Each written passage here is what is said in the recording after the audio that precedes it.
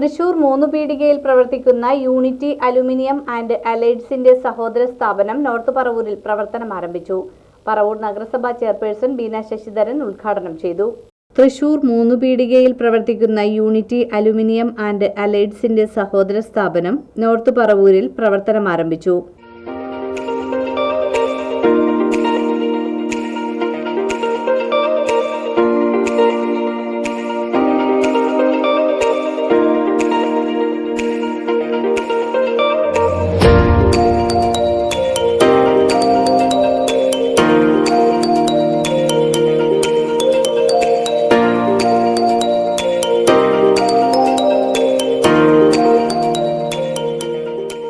പറവൂർ നഗരസഭാ ചെയർപേഴ്സൺ ബീന ശശിധരൻ ഉദ്ഘാടനം നിർവഹിച്ചു.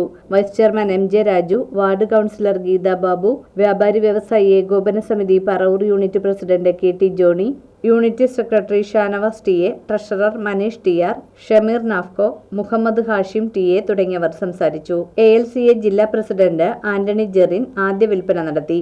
യൂണിറ്റി ചെയർമാൻ ജെയിംസ് ടിയാടി ചടങ്ങിൽ അധ്യക്ഷത വഹിച്ചു.